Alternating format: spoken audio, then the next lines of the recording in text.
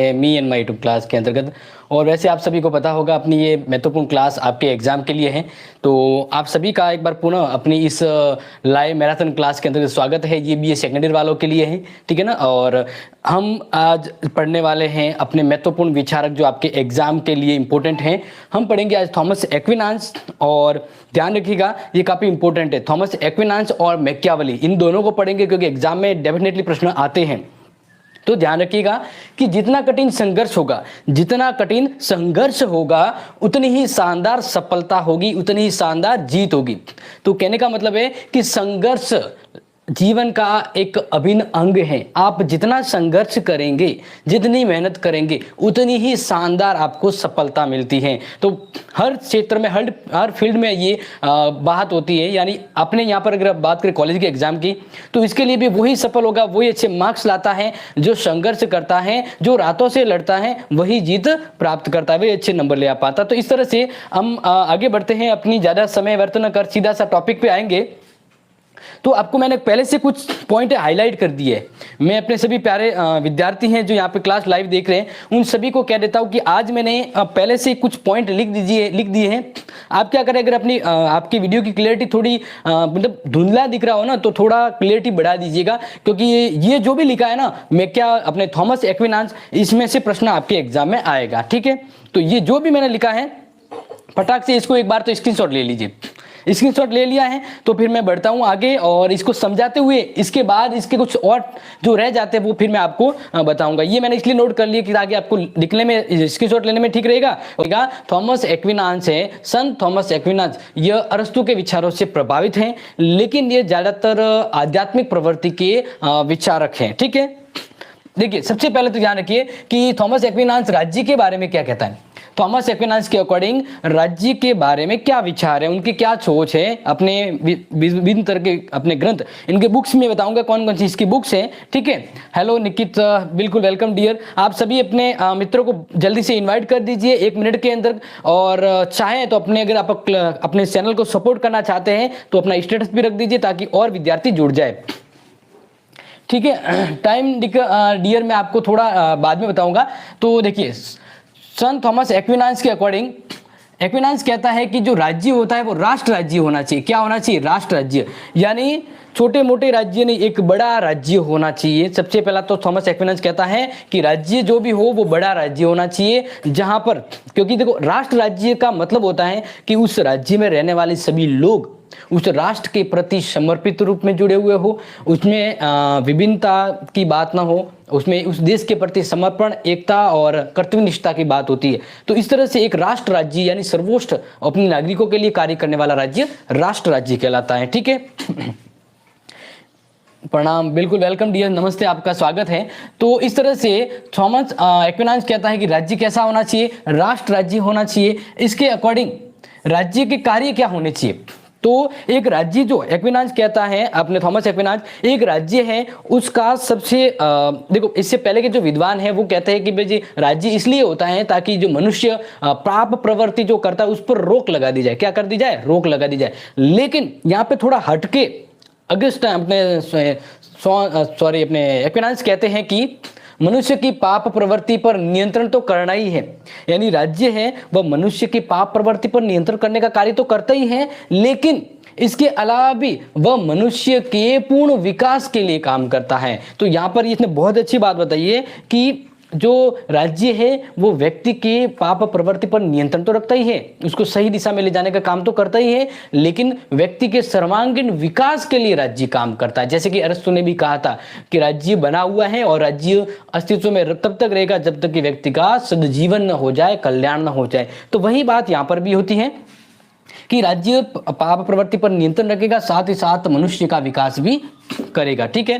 तो इस तरह से यहां से 2 चीजें क्लियर हो गई कि राज्य के बारे में क्या है और राज्य के कार्य क्या है। अब आगे क्या कहता है एक्विनास? आगे एक्विनास कहता है कि राज्य एक स्वाभाविक और प्राकृतिक संस्था है। बिल्कुल, यहां से देखिए, ये नोट कर लीजिएगा, क्योंकि ये यहाँ से छोटे छोटे प्रश्न 2 नंबर के बनते हैं, छोटे छोटे प्रश्न 2 नंबर के बनते हैं। BA third year English literature के इंपोर्टेंट क्वेश्चन की क्लास तो नहीं लगाएंगे डियर, आपको वो क्वेश्चंस दे देंगे। आप अपने टेलीग्राम पे मुझे मैसेज कर देना, आपको वो क्वेश्चंस मैं आपको उपलब्ध करवा दूंगा, ठीक है। तो एक्विनान्स कहता है कि राज्य स्वाभाविक और प्राकृतिक संस्था के रूप में है। कहने का मतलब है एक तो होती है कृत्रिम, जिसको लोग बनाते हैं राज्य को, लेकिन यहाँ पर अरस्तु की तरह इसने कहा है, जैसे अरस्तु को भी मैंने आपको बताया था कि वह राज्यों की स्वाभाविक संस्था मानता है, कि राज्य को किसी ने बनाया नहीं है, राज्य ऑटोमेटिकली बना। जैसे परिवार से कुटुंब बनता है, एक समाज बनता है और समाज से राज्य बना, तो इसी तरह ये एक स्वाभाविक नेचुरल है, ठीक है ना, ये एक नेचुरल है। तो एक्विनान्स कहता है कि राज्य एक नेचुरल और प्राकृतिक संस्था है, ठीक है ना। इसका कहने का मतलब है कि राज्य मैन मेड नहीं है, राज्य ऑटोमेटिकली एक स्वाभाविक संस्था के रूप में बना है। यहां तक आपको क्लियरली समझ में आ गया होगा, ठीक है। तो ये मैंने आपको बताया कि अगर प्रश्न ये आ जाए कि संत थॉमस एक्विनान्स के अनुसार राज्य प्राकृतिक है या कृत्रिम संस्था के रूप में है, तो थॉमस एक्विनान्स ने राज्य को क्या माना है, स्वाभाविक और प्राकृतिक, ठीक है, ये ध्यान रखिएगा। और इसके अलावा एक्विनान्स ने राज्य को राष्ट्र राज्य के रूप में संबोधित किया। छोटे प्रश्न भी यहीं से बनते हैं, आप कहते हैं छोटे प्रश्न करवाइए, वो प्रश्न भी यहीं से बनते हैं, ठीक है। आगे देखिए, राज्यों का वर्गीकरण, यहां पर नोट कर लीजिएगा क्योंकि यहां से भी प्रश्न बनता है। छोटा प्रश्न ही बनेगा यहां से, बड़ा प्रश्न तो नहीं बनेगा। बड़ा प्रश्न मैकियावेली से अपने एक्विनान्स से क्या आएगा, वो ये वाला है, कानून के संबंध, वो मैं आपको आगे समझाऊंगा, ठीक है। तो देखिए, राज्यों का वर्गीकरण, जैसे कि कल मैंने आपको अरस्तु के अकॉर्डिंग राज्यों का वर्गीकरण समझाया था। अरस्तु ने 2 प्रकार से राज्य का वर्गीकरण किया था, संख्या के आधार पर और नैतिक आधार पर। तो इसी तरह कुछ एक बातें हैं वो अरस्तु के यहाँ पर उसने मानते हुए अपने विचारों को आगे बढ़ाए हैं। और क्या कहता है, देखिए, राज्यों का वर्गीकरण में तो एक्विनान्स ने 6 प्रकार के राज्य बताए हैं। कितने प्रकार के, 6। तो आपके एग्जाम में ये नहीं पूछेंगे कि कितने प्रकार के बताए हैं, ये तो आपको जनरली पता होना चाहिए, लेकिन पूछेगा यहां से कि संत थॉमस एक्विनान्स के अनुसार कौन सा राज्य सर्वश्रेष्ठ राज्य है। तो एक्विनान्स ने राजतंत्र को सर्वश्रेष्ठ राजतंत्र, मतलब एक्विनान्स ने राजतंत्र शासन होता है ना, राजतंत्र वाला राज्य, उसको सर्वश्रेष्ठ शासन का नाम दिया है कि सबसे बड़ा राज्य और सबसे बड़ी उसकी शासन व्यवस्था, यानी वह राज्य सबसे अच्छा होगा जहां पर राजतंत्र कायम होगा। तो इस अकॉर्डिंग सबसे खराब रूप में अपने क्या कहते हैं, एक्विनान्स ने कौन सा बताया है, निरंकुश शासन वाला तंत्र, यानी वह राज्य जहां पर मनमानी और तानाशाही शासन व्यवस्था चल रही हो, वह राज्य क्या होगा, सबसे विकृत प्रकृति का राज्य, यानी सबसे खराब। तो अपने बात करें, एक्विनान्स ने राज्य का सबसे अच्छा रूप तो बताया राजतंत्र, और खराब रूप बताया है, ध्यान रखिएगा, निरंकुश। जैसे अगर मैं आपको पूछूं, कल जैसे मैंने पढ़ाया था अरस्तु के बारे में, तो अरस्तु ने सबसे विकृत राज्य का प्रकार कौन सा बताया था, पता होगा आपको, भीड़ तंत्र, और सबसे अच्छा बताया संवैधानिक तंत्र के बारे में, ठीक है। ये थोड़ा सा ध्यान रखिएगा, मैंने आपको पिछला वाला बताया। अब बात करते हैं कि राजतंत्र के बारे में इसने ऐसा क्यों कहा कि राजतंत्र ही सबसे बढ़िया है, इसका क्या रीजन है। तो देखिए, देखो एक्विनान्स ने क्या कहा है कि राजतंत्र सर्वश्रेष्ठ शासन है क्योंकि ये ईश्वरीय शासन के सर्वाधिक अनुरूप है। ये इसलिए सबसे बढ़िया शासन है क्योंकि जैसा ईश्वर का एक, यानी भगवान का जो राज्य होता है ना, उसी अकॉर्डिंग राजतंत्र होता है। तो ईश्वर के अनुरूप व्यवस्था वाला जो राज्य होगा वो एक्विनान्स के अकॉर्डिंग कौन सा है, एक्विनान्स के अकॉर्डिंग राजतंत्र है। देखो, राजतंत्र के बारे में 2-3 चीजें मैं आपको और बता देता हूं जो अपने एक्विनान्स ने आपको समझने के लिए जानना भी जरूरी है कि इसने और क्या कहा है। तो जैसे बता होगा कि मैकियावेली ने एक्विनान्स ने राजतंत्र को क्यों इंपॉर्टेंस दी, क्यों राजतंत्र को महत्वपूर्ण बताया। सर, हॉब्स, लॉक और रूसो में से इंपॉर्टेंट कौन है, आप इंपॉर्टेंट तो बताऊंगा, लेकिन उससे पहले आप ये ध्यान रखिएगा कि तीनों को समझना है, क्योंकि आएंगे तीनों में से, लेकिन एक का बड़ा प्रश्न आएगा, क्योंकि यूनिट 3 के अंदर हॉब, लॉक और रूसो है। आज हम यूनिट 2 कंप्लीट करेंगे और कल यूनिट 3 स्टार्ट होगा। तो हॉब्स, लॉक और रूसो ये 3 यूनिट के अंतर्गत हैं, तो इसमें से एक बड़ा प्रश्न आएगा और बाकी छोटे प्रश्न आएंगे। तो अगर मैं कहूं कि एक ही इंपॉर्टेंट है तो छोटे प्रश्न दूसरे में से आ जाएंगे। इसलिए मैं आपको कल की क्लास में तीनों को शानदार तरीके से समझाऊंगा, एक साथ तीनों को समझाऊंगा। कल की क्लास में आपके 20 नंबर पक्के हैं और आज की क्लास में आपके मान लीजिए दूसरा यूनिट है तो 20 नंबर। तो इस तरह से मैं आपके 20-20 नंबर को कंप्लीट करवाते जा रहा हूं। जब आपका पेपर फर्स्ट शुरू होने वाला उससे पहले 2 कंप्लीट कर दूंगा, ठीक है। इसलिए मैं एक कहूंगा तो ये थोड़ा कंफ्यूज हो जाएगा। वैसे इंपॉर्टेंट तो मैंने आपको पीडीएफ दी हुई है, आप इंपॉर्टेंट प्रश्न की अगर पीडीएफ चाहते हैं तो वीडियो की डिस्क्रिप्शन में डाउनलोड कर सकते हैं।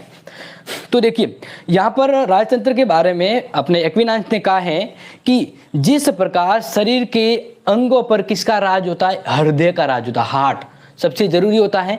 मधुमक्खियों पर मधुमक्खी रानी का राज होता है और समस्त ब्रह्मांड पर ईश्वर का राज होता है। उसी प्रकार राज्य में एक व्यक्ति का शासन होना चाहिए और एक व्यक्ति का शासन राजतंत्र होना चाहिए। तो इस तरह से यह व्यवस्था राजतंत्र सबसे उचित होगी, क्योंकि राजतंत्र में तत्कालिक डिसीजन लिए जा सकते हैं, राजतंत्र में ज्यादा दलगत भावना नहीं होती है। ऐसा है कि देखो राजतंत्र में भी कमियां तो हैं, हमने एक्विनाइस ने कहा कि राजतंत्र में भी कमियां तो है, कि इसमें भी कभी ना कभी गुटबाजी होती है, या हम कहें कि राजा अत्याचारी भी हो सकता है, लेकिन ये लक्षण दूसरों में ज्यादा दिखते हैं बजाय अपने राजतंत्र के। तो इसलिए इन आधारों पर इसने राजतंत्र को सर्वश्रेष्ठ शासन कहा है और राज्य के बारे में इसने अपने विचार दिए। तो यहाँ तक नीमाराम जी, हेलो, वेलकम डियर, नमस्ते, स्वागत है आपका।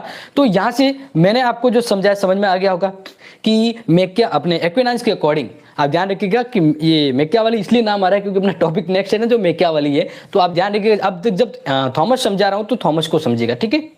तो यहाँ से मैंने आपको जो समझाया है ये ध्यान रखिएगा, क्योंकि यहाँ से प्रश्न बनता है, यहाँ से छोटा प्रश्न बनता है, ये ध्यान रखिएगा। यहाँ तक मैंने आपको समझा दिया।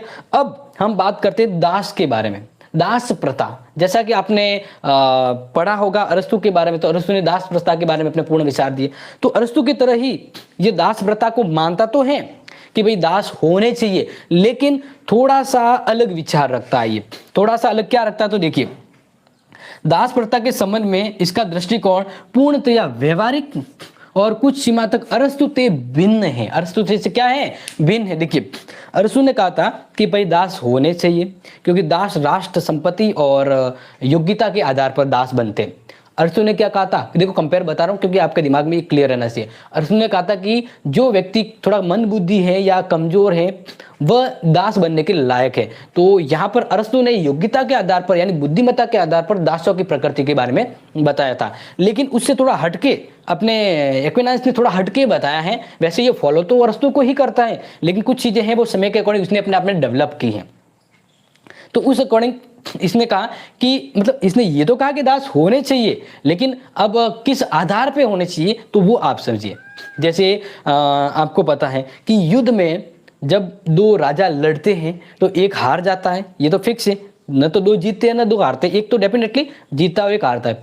तो जो मान लीजिए कि सामने वाली सेना और सेना के राजा, अगर राजा मारा गया और सेना हार गई है, तो वो जो सेना जो हारी हुई है उनके सभी जो व्यक्ति होते हैं वो क्या होते हैं, जीते हुए राजा के गुलाम और दास बनते हैं। ये बात किसने कही, एक्विनाइस ने।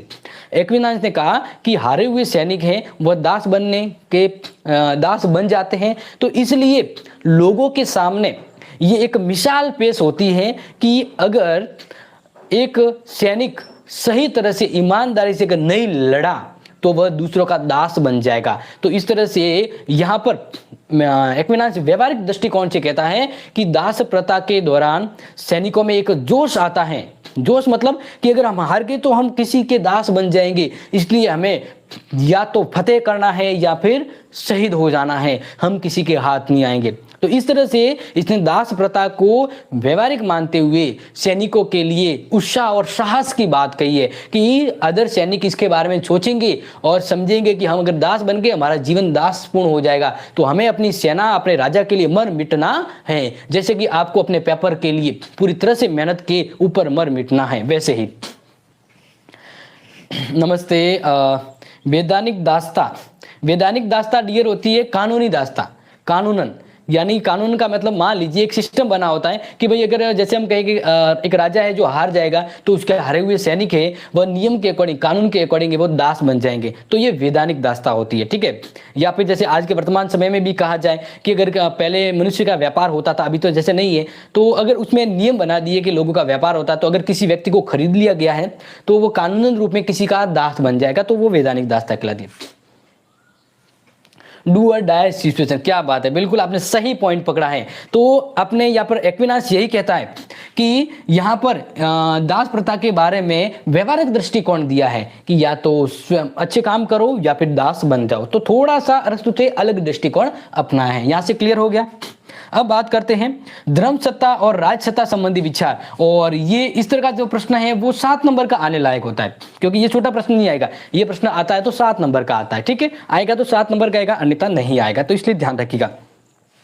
धर्म सत्ता यानी धर्म की सत्ता, धर्म की सत्ता यानी धर्म का राज, राज सत्ता मतलब राजा की सत्ता, राजा का राज।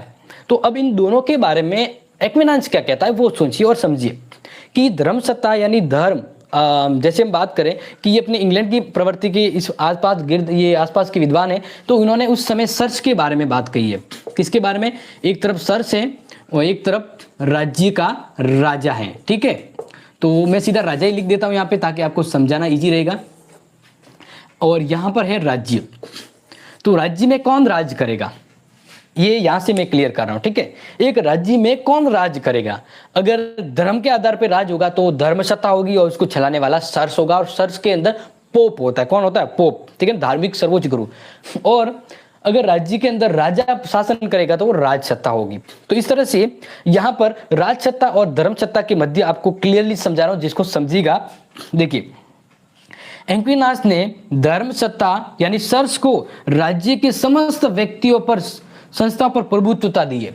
यहां से क्लियर हो गया, एक पॉइंट सीधा क्लियर हो गया। क्या कहा है कि राज्य पर किसका राज होगा? धर्म का, चर्च का राज होगा। यानी यहां पर यह चीज तो क्लियर हो गई कि अगर पूछा जाए कि एक्विनास राज्य पर किसकी हुकूमत को या किसकी सर्वोच्चता प्रदान करता है, राजा को महत्व देता है या फिर सर्च और पोप को, तो सर्च और पोप को महत्व देता है। वो कहता है, यानी मैं क्या अपने एक्विनास कहता है कि जो चर्च है वह धर्म के क्षेत्र में सर्वोच्च होते हुए राज्य के और राजा के ऊपर भी सर्वोच्चता प्राप्त होगी। उसे राज्य के नियम विधान के साथ साथ धर्म के क्षेत्र में सर्वोच्चता प्रदान होगी। तो यहां पर देखो क्लियरली हो गया।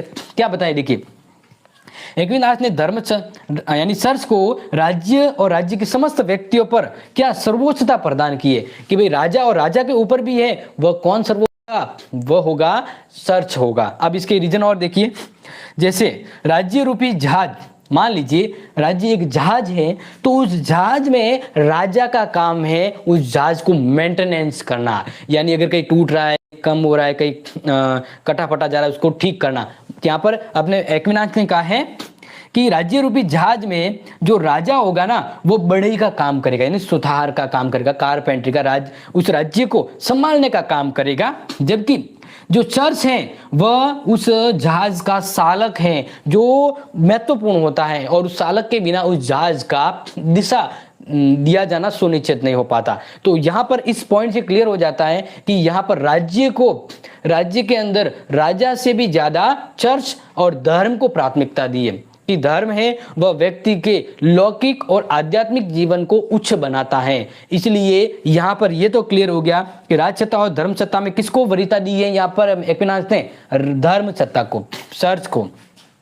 तो ये चीज आपके सामने क्लियर हो गई होगी, ये चीज यहाँ पे क्लियर हो गई होगी। तो अब बढ़ते हैं आगे, और आगे ये जो प्रश्न है कानून संबंधी विचार, ये प्रश्न भी 7 नंबर का आने वाला है, ठीक है। तो अब यहाँ पर मैंने जो समझा 7 नंबर का, इसका मतलब आपको इनमें से कोई भी आ सकता है। अब यहाँ पर जो मैं नीचे वाला समझा रहा हूँ ना, ये वाला, ये मैं ऊपर लिखूंगा क्योंकि ये प्रश्न थोड़ा अच्छा है, आने वाला है, तो इसलिए मैं आपको थोड़ा सा अच्छे से समझाने का प्रयास करूंगा। फिलहाल देखिए यहाँ पर जो समझा रहा हूं, कानून संबंधी विचार, प्रश्न आएगा कि संत थॉमस एक्विनास के अनुसार कानून संबंधी विचार क्या है, या कानूनी विचारों की विवेचना कीजिए। संत थॉमस एक्विनास के कानून संबंधी विचारों की विवेचना कीजिए। ओके, तो इस तरह से प्रश्न आ सकता है। तो देखिए डियर, कानून संबंधी विचारों के संबंध में क्या कहता है, तो देखिए यहाँ पर एक्विनास ने जो अपने विचार लेके उसमें कहा है कि कानून विवेक से प्रेरित है। कानून किससे प्रेरित है? विवेक। यानी विवेक का मतलब क्या होता है? सही और गलत में फर्क कर कोई सही डिसीजन लेना, विवेक यानी समझदारी, खुद के सेल्फ डिसीजन से क्या अच्छा है क्या बुरा है उसको सोच के फिर कोई काम करना, तो वो विवेक कहलाता है। इसी तरह कानून विवेक से प्रेरित होता है, यानी कानून यहाँ पर कहां से बना है? विवेक से बना हुआ है, और लोक कल्याण हेतु उस व्यक्ति द्वारा जारी आदेश है जिस व्यक्ति पर समुदाय की व्यवस्था का भार होता है।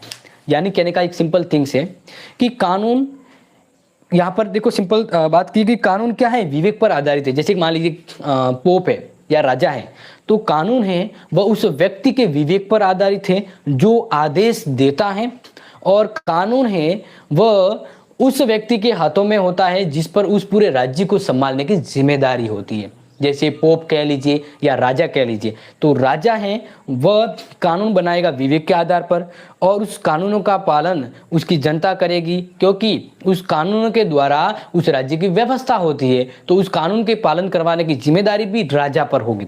तो यहाँ पर कानून के बारे में तो सीधा सा क्लियर हो गया।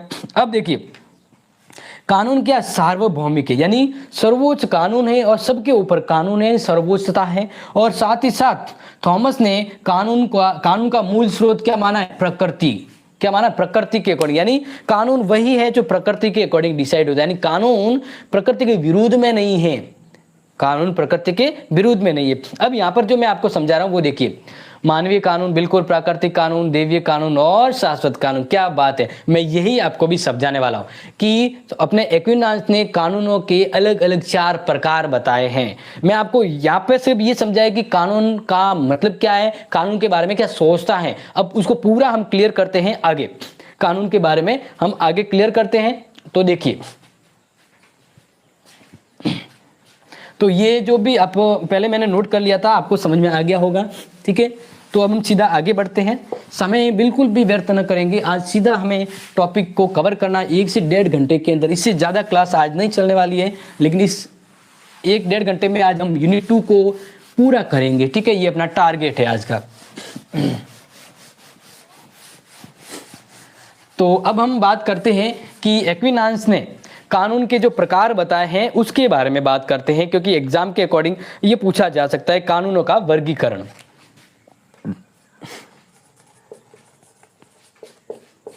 कानूनों का वर्गीकरण, ठीक है। अब यहां पर मैं हर एक के बारे में आपको बता देता हूं कि कौन सा कानून क्यों है, इसका नाम ये दिया गया है। तो सबसे पहले अगर ये प्रश्न आ रहा है तो आपको कानून के बारे में पहले समझाना होगा, फिर 4 प्रकार वापस नाम लिखेंगे, फिर बाद में चारों प्रकार को अलग अलग समझाना है, क्योंकि बड़ा प्रश्न आए तो आपको पॉइंट का विशेष ध्यान रखना है। तो सबसे पहला बताया शाश्वत कानून। कौन सा कानून बताया, शाश्वत। मैं आपको हर एक के अर्थ भी बताऊंगा, इसलिए फटाफट पहले तो इसको नोट कर लीजिएगा। प्राकृतिक कानून, कौन सा कानून, प्राकृतिक कानून।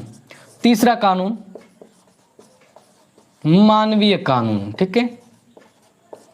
और चौथा कानून है देवीय कानून।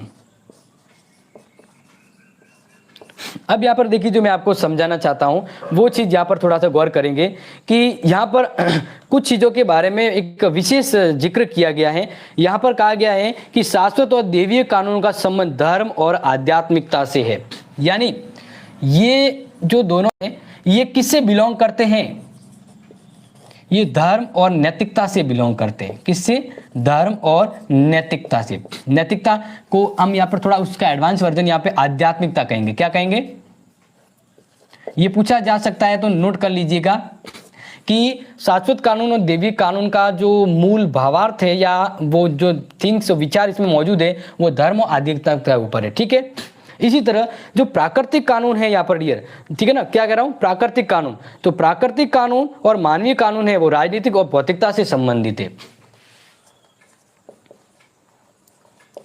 राजनीतिक एवं भौतिकता से संबंधित है, ठीक है। ये यहाँ पे समझ में आ गया। ये मैंने थोड़ा एडवांस समझा दिया है, क्योंकि ऐसा बड़ा प्रश्न आए तो ये आपका प्लस पॉइंट होगा। आप ऐसा लिख सकते हैं बाद में कि एक्विनास के अकॉर्डिंग जो शाश्वत कानून देवीय कानून है वह धर्म और आध्यात्मिकता के ऊपर डिपेंड होते हैं, लेकिन प्राकृतिक और मानवीय कानून का जो मूल स्रोत है या मूल जो इसकी जो व्यवहारिकता है वह राजनीतिक और भौतिकता से संबंधित होती है। यानी एक सिंपल कहना कि शाश्वत कानून और देवीय कानून किससे संबंधित है, धर्म और आध्यात्मिकता से। तो प्राकृतिक कानून मानवीय कानून किससे संबंधित है, राजनीतिक और भौतिक, यानी व्यक्ति के लौकिक जीवन से, ठीक है। यहाँ पर आपको समझ आ गया। अब सीधा सा हम बढ़ते हैं, आपको हर एक के बारे में समझा देता हूँ। ये शॉर्ट में आप लिख दीजिएगा। अब हर एक के बारे में आपको थोड़ा सा इजीली समझा देता हूँ।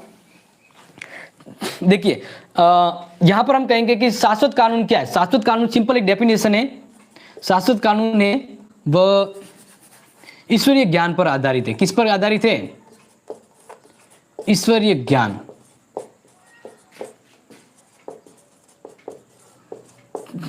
ठीक है, यानी यहाँ पर थोड़ा सा देखो एडवांस आपको बताऊंगा, दोनों में काफी कॉमन चीजें ये है कि शाश्वत कानून है वो ईश्वरीय कानून है, ईश्वर के द्वारा दिए गए विद्वान दिए गए जो सिस्टम है या व्यवस्था है उस पर आधारित है। तो ईश्वरीय जो कानून है या ईश्वरीय जो ज्ञान है उस पर डिपेंड होता है अपना कौन सा कानून, शाश्वत कानून। ठीक है, देखिए यह कानून ईश्वर में निहित है और अभिव्यक्तिकरण हेतु विश्व में व्यापक है। मनुष्य अनेक बार क्या कर देता है, ईश्वरीय कानून को नहीं समझ पाता है, लेकिन ध्यान रखें कि शाश्वत कानून सर्वोच्च विवेक का प्रतीक है, सर्वोच्च विवेक का प्रतीक है। तो इस तरह से ये सर्वोच्च कानून है और कानून का सर्वोच्च रूप माना जाता है, क्योंकि यह विवेक जो होता है ना, विवेक यानी सेल्फ थिंक, जो सोचते हैं कि अच्छा बुरा, तो विवेक का भी उच्च कैटेगरी है। विवेक जैसे थोड़ा बड़ा अच्छा अच्छा कहता है, विवेक भी अलग अलग कैटेगरी का होता है। तो सबसे अच्छा जो विवेक है वह यही है, कौन सा, शाश्वत कानून, यानी ईश्वरीय ज्ञान पर आधारित। ईश्वरीय ज्ञान पर आधारित जो कानून है वह कौन सा कानून हो गया, शाश्वत कानून हो गया। ठीक है, ये थोड़ा हम कहना कि जैसे मोबाइल आता है, एक तो होगा आईफोन 13, एक आईफोन 13 प्रो, तो इस तरह से ये प्रो वर्जन है, यानी ऐसा वर्जन ज्ञान कानून का जो एडवांस है और ये हर किसी को ज्यादा समझ में नहीं आता है। इसलिए मैं क्या लेने, प्राकृतिक कानून की व्यवस्था बताई, क्या बताई, प्राकृतिक कानून भी बताया। लेकिन जो शाश्वत कानून है, शाश्वत कानून देवी ज्ञान है जो सभी कार्यों और प्रवृत्तियों का निर्देशन देता है और ये स्वयं में सत्य है, ये स्वयं में सत्य है, ये नोट कर लीजिएगा। और सभी कार्यों में, सभी कार्यों से संबंधित, क्या कहेंगे, सभी कार्यों से संबंधित है। तो इसका मतलब आपको ये शाश्वत कानून समझ में आ गया। अब प्राकृतिक कानून का मतलब एक सिंपल थिंग बताऊं, जीवन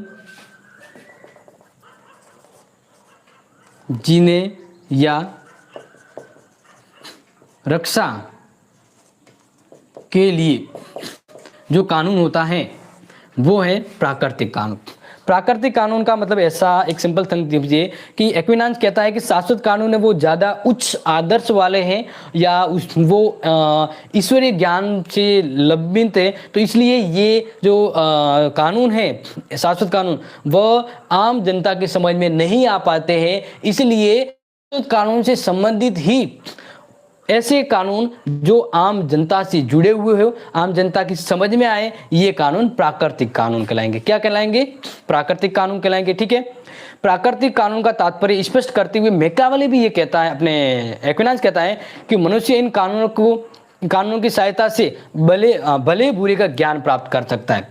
तो इससे जो व्यक्ति है वह भले एवं बुरे का ज्ञान प्राप्त करता है। अच्छा बुरा समझ व्यक्ति में कब आती है, जब व्यक्ति प्राकृतिक कानून के अंतर्गत रहता है। तो प्राकृतिक कानून के द्वारा व्यक्ति को अच्छे बुरे की समझ आती है और यह शाश्वत कानूनों के संबंधित है, क्योंकि शाश्वत कानून एडवांस वर्जन पे है, लेकिन ये आम लोगों के समझ में नहीं आते, इसलिए उससे थोड़ा सा इजी वाला कि भाई शाश्वत कानून को थोड़ा इजी कर दिया गया, तो वो प्राकृतिक कानून हो गया। तो इस तरह से यहाँ पर प्राकृतिक कानून है वह बोधगम्य और स्पष्ट है, बोधगम्य एवं स्पष्ट है। क्यों, क्योंकि शाश्वत कानून है थोड़े एडवांस वर्जन है, वो ये आम लोगों को समझ में नहीं आते, जबकि जो प्राकृतिक कानून है वह बोधगम्य होते, समझ में आते, लेकिन इसमें कुछ सारांश है वो प्राकृतिक कानून में देवीय कानून का ही है। अब यहाँ पर अगर देखा जाए तो प्राकृतिक कानून विश्व के सभी वस्तुओं में समान रूप से व्याप्त होता है। जैसे मान लीजिए कि पशुओं में, वनस्पति में, सब में यह व्याप्त होता है, लेकिन यहाँ पर जीवन की सुरक्षा या आत्मरक्षा प्राकृतिक कानून के अंतर्गत आती है। अगर पूछा जाए कि भाई प्राकृतिक कानून जो है वो हम कैसे काउंट करें, तो प्राकृतिक कानून का मतलब हो गया जैसे जीवन जीने का अधिकार या जीवन की रक्षा का जो व्यवस्था है, तो इनके लिए प्राकृतिक कानून होता है कि आपको जीवन जीने या जीवन की रक्षा है, प्राप्त है, तो ये कौन से कानून के अंतर्गत प्राप्त है? का प्राकृतिक कानून के अंतर्गत। तो इसका मतलब यहां से आपको क्लियर हो गया। नेक्स्ट बात करते हैं मानवीय कानून के बारे में, साथ साथ में नोट कर लीजिएगा। मानवीय कानून के बारे में समझ लीजिए। मानवीय कानून मतलब मानव, मैन मेड, हम क्या कहेंगे इसको? मैन मेड, यानी जैसे राज्य में राजा द्वारा या सरकार द्वारा बनाए कानून जिससे व्यक्ति एवं राज्य की व्यवस्था तथा इसका कल्याण हो। देखो सिंपल थिंग्स है ना यहाँ पर। हाँ आज शाम को होगी डियर, हाँ बिल्कुल बिल्कुल शाम को होगी, क्योंकि जिस समय मेरी क्लास कल हुई थी उस समय अब वो होगी, ठीक है। हाँ ज्योति जी बिल्कुल। देखिए मानवीय कानून, मैन मेड यानी मानव के द्वारा बनाए कानून जो मानव की व्यवस्थाओं के लिए अति आवश्यक होते हैं। जैसे आज के समय आज हमारे ऊपर कौन से कानून लंबद है? मानव के द्वारा बने हुए ये, तो इस तरह के कानून मानवीय कानून कहलाते हैं, ठीक है। और ये व्यक्ति के लिए जरूरी है, क्योंकि अगर आपको बता दिया जाए सिंपल थिंग्स में, तो समाज में शांतिपूर्ण जीवन बिताए रखने के लिए मानवीय कानून की जरूरत होती है। जैसे आज के समय मान लीजिए मानव को मानव के तौर पे रहना होता है, तो कुछ लोग हैं वह उद्दंड होते हैं, लालची ईश्वर प्रकृति के या डाकू प्रकृति के होते हैं, तो फिर वो क्या करते हैं? शैतानियां करते हैं और दूसरों की जिंदगी को बेचैन या अशांति से भर देते हैं। तो इसलिए मानव ने अपने जीवन को सुरक्षित और समन्वित करने के लिए, राज्य को एक व्यवस्थित बनाए रखने के लिए कानून बनाए। तो मानव ने अपने खुद के लिए अपने राज्य को व्यवस्थित और शांतिपूर्ण बनाए रखने के लिए जो कानून बनाए हैं, एक्विनांस कहता है वो मानवीय कानून है। कौन से कानून हो गए? मानवीय कानून, ठीक है। तो इस तरह से यह कुछ हद तक अगर हम देखें तो ये प्राकृतिक कानूनों पर ही डिपेंड होते हैं। किस पर डिपेंड होते हैं? प्राकृतिक कानूनों पर डिपेंड होते हैं। तो यहाँ से आपको ये सीधे समझ में आ गई होगी, मनुष्य अपनी बुद्धि से इन कानूनों का निर्माण करता है। तो अब यहाँ पर आपको प्राकृतिक कानून समझ में आ गया है। तो अब बढ़ते हैं नेक्स्ट, दैवीय कानून। दैवीय कानून जैसा नाम है वैसे ही आपको ये चीजें भी क्लियर हो जाएगी। दैवीय कानून के बारे में डियर आप जुड़े हैं तो लाइक और शेयर करते जाइएगा, क्योंकि ये क्लास काफी इंपॉर्टेंट है, आज अपनी यूनिट 2 के लिए है, तो इसको ध्यान रखिएगा। दैवीय कानून ध्यान रखिए, जैसा यहाँ पे नाम है वैसा ही इसका काम होता है। तो दैवीय कानून के बारे में मैं थोड़ा सा आपको समझाऊं उससे पहले मानवीय कानून की थोड़ी प्रकृति के बारे में मैं आपको बता देता हूं कि मानवीय कानून है उसकी कुछ विशेषताएं होती है, क्योंकि अगर बड़ा प्रश्न आए तो आपको कुछ विशेषताओं का जिक्र करना होगा। तो मैं विशेषता बता रहा हूं कि जो मानवीय कानून है वो विवेक पर आधारित घोषणा होती है। विवेक पर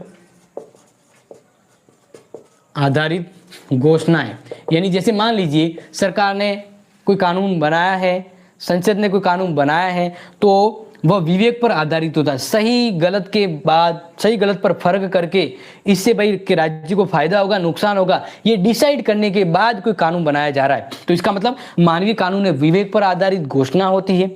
इसके अलावा दूसरा बात करें तो मानवीय कानून सकारात्मक विधियां होती है। दूसरी विशेषता है कि जो मानवीय कानून होते हैं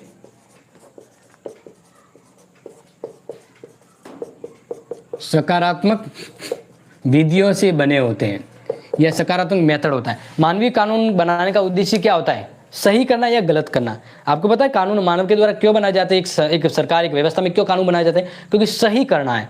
तो कानून का उद्देश्य होता है सकारात्मक दृष्टिकोण। तो इस तरह से हम कहें कि मानवीय कानून है वह सकारात्मक विधियों से प्रेरित होते हैं।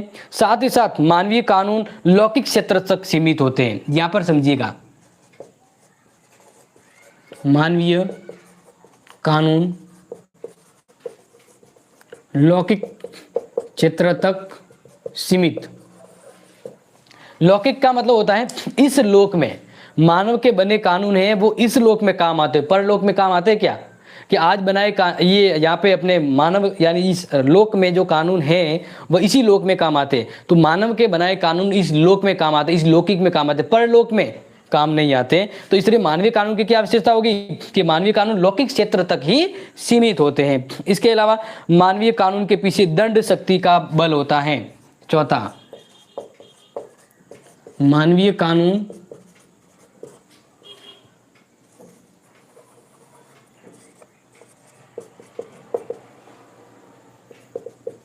दंड से संबंधित, यानी मानवीय कानूनों में दंड व्यवस्था होती है। ये तो आपको पता ही होगा कि कोई अगर कानून का उल्लंघन कर रहा है तो उसे दंड दिया जाता है। तो मानवीय कानून के पीछे किसका बल होता है, किसकी शक्ति होती है, एक शक्ति होती है दंड देने की, यानी दंड के द्वारा मानवीय कानूनों में ये व्यवस्था स्थापित करने की एक सिस्टम रहता है। तो मानवीय कानून दंड की व्यवस्था के अंतर्गत पाए जाते हैं। तो मानवीय कानून की मैंने कुछ विशेषता बता दी। अब दैवीय कानून को मैं यहाँ पे आपको समझा देता हूँ, क्योंकि आपको बताया था कि ये प्रश्न 6 नंबर का है, तो आपको समझना है, ठीक है। तो यहाँ पर देखें कि दैवीय कानून का एक सिंपल फॉर्मूला है जो आपको समझना है कि पुराने ग्रंथ देवताओं के, मतलब पुराने जैसे देवी देवताओं के ग्रंथ या है जो ग्रंथ रीतियां हैं, उस पर आधारित जो कानून है वो दैवीय कानून कहलाते हैं, ठीक है। यहाँ पर सिंपल सा है, समझ लीजिएगा। यहाँ पर बताया है कि पुराने और नए धर्म नियमों पर आधारित, पुराने एवं नए धर्म नियमों पर आधारित व्यवस्था, ठीक है ना। यहां से क्लियर ही है कि दैवीय कानून का मतलब होता है कि इसके पीछे सोर्स क्या है, इसके पीछे सोर्स है कि भी पुराने ग्रंथ है जो है वो यहाँ पर है, पुराने ग्रंथ है, पुरानी बुकें हैं, या ईश्वर का मतलब कहीं न कहीं बड़े धर्मों गुरुओं के द्वारा कोई बुकें हैं, तो उसमें जो जिक्र किया गया, जैसे बाइबल, तो इन बाइबल या हम जैसे अपने यहाँ पर बात करें जैसे भगवत गीता है ये, तो इनमें जैसे हम बात करें तो ये व्यक्ति को जीवन जीने का तरीका बताते हैं। तो इनके द्वारा या इनसे प्रभावित कोई कानून बनते हैं, कानून बनने के पीछे ईश्वरीय लॉजिक जुड़ा होता है, या कुछ ऐसे ग्रंथ है पुराने जो उन्हें कहते हैं कि आपको ऐसे काम करना है। तो इस तरह से वो कानून है वह दैवीय कानून के अंतर्गत आते हैं। फर्स्ट ईयर बुक की मैराथन क्लास कब से स्टार्ट होने वाली है? फर्स्ट ईयर की आज ही होगी मोहित गहलोत। बी फर्स्ट ईयर की हिस्ट्री क्लास कब होगी? आज ही होगी डियर, ठीक है ना। वो शाम के टाइम होगी, क्योंकि ये क्लास आज मैंने जल्दी ले ली है, पॉलिटिकल जल्दी ले लिया, उस टाइम पे आपके हो जाएगी वो। अब बात करते हैं दैवीय कानून, ठीक है ना। तो दैवीय कानून पुराने और नए धर्म नियमों पर आधारित होते हैं, और इसमें जैसा कि आपको मैंने पहले ही बताया है कि ये एक ईश्वरीय व्यवस्था है। जब मनुष्य अपना विवेक खो देता है, मतलब पागल हो जाता है या सेंस नहीं होता, नॉन सेंस कहते हैं ना, कि अगर एक व्यक्ति में विवेक खो जाता है, विवेक शून्य हो जाता है, तब उसे दैवीय कानून की जरूरत पड़ती है।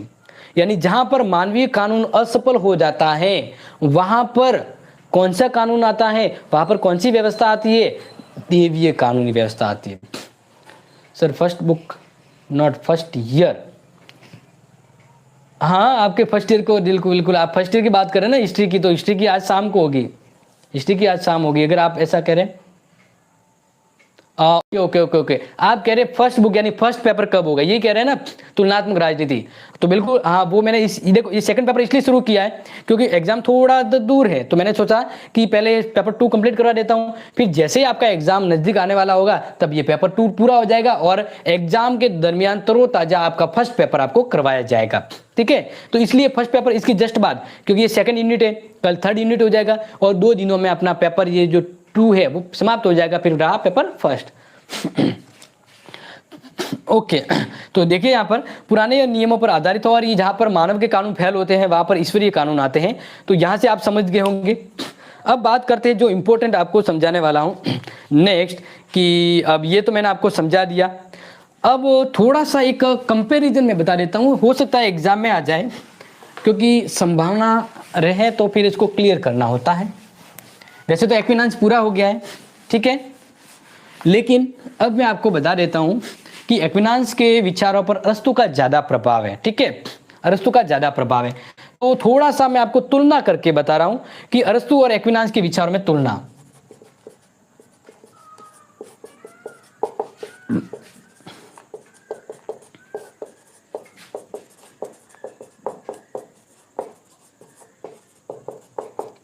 देखिए ये मुझे लगा कि ये बताना चाहिए, अदरवाइज तो मैं सीधा फॉरवर्ड हो जाता, लेकिन मैंने सोचा कि ये बता देता हूँ, क्योंकि मैकियावेली है वो काफी हद तक अरस्तु के विचारों से प्रभावित है।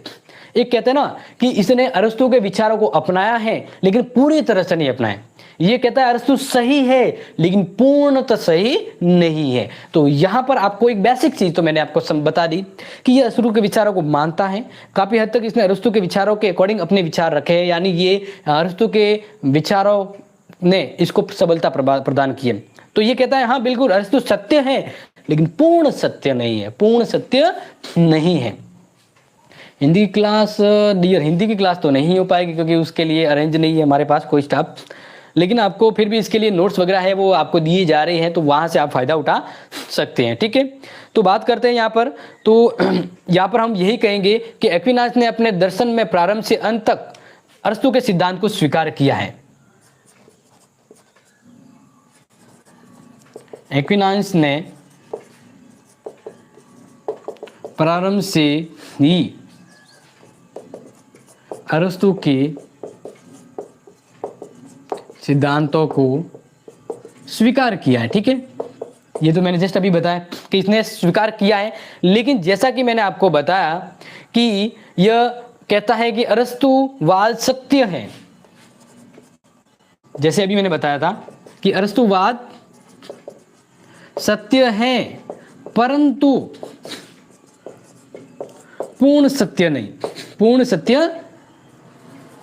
सत्य नहीं है। अब इसमें क्या लॉजिक है, क्यों ये पूर्ण सत्य नहीं कह रहा है? तो ये कह रहा है कि जहां तक उसे विश्वास है कि उसे विश्वास की सहायता के बिना विवेक से खोजा, यानी कहने का एक सिंपल उदाहरण बताएं कि विश्वास की सहायता के बिना विवेक, मानव विवेक से खोजा जा सकता है परंतु विश्वास से प्रवृत्ति विवेक से रद्द हो जाता है। यानी कुछ ऐसी चीजें आपको बता रहा हूं जिससे दोनों में फर्क आपको समझ में आ जाए कि भाई दोनों में फर्क क्या है, दोनों में फर्क क्या है वो मैं आपको बता देता हूं। ठीक है, तो देखिए ये दोनों में फर्क यानी असमानता क्या है उसका मैं थोड़ा सा आपको बता देता हूं। तो अरस्तु क्या है? अरस्तु बुद्धिवादी है, अरस्तु है वो बुद्धिवादी है। अरस्तु क्या है? बुद्धिवादी है। लेकिन एक्विनास है वह कहता है कि अरस्तु बुद्धिवादी है लेकिन पूरी तरह से वह अरस्तु को स्वीकार नहीं करता क्योंकि मानव विवेक से परे है। मानव क्या है? विवेक से परे है, इसलिए बुद्धि के साथ विवेक को भी स्वीकार करता है। पहला तो ये हो गया कि ये बुद्धि पर आधारित है तो ये बुद्धि के साथ विवेक को भी मानता है। दूसरा बात अगर बताएं तो अरस्तु राज्य और समाज को सुखी श्रेष्ठ जीवन के लिए आवश्यक मानता है। अरस्तु कहता है कि भाई राज्य क्यों है? राज्य क्यों है? तो कहा है सुखी जीवन के लिए, सुखी जीवन के लिए। ठीक है, इसी तरह मैं अपने एक्विनास कहता है कि राज्य व्यक्ति के सुखी जीवन के लिए तो है ही, यानी यहाँ पर एक देखिए कि अरस्तु कहता है कि राज्य है वो व्यक्ति के सुख जीवन के लिए, मतलब लौकिक, इस लोक में व्यक्ति को सुख पहुंचाने के लिए राज्य आया है। लेकिन एक्विनास कहता है कि राज्य का उद्देश्य व्यक्ति के लौकिक सुख के साथ साथ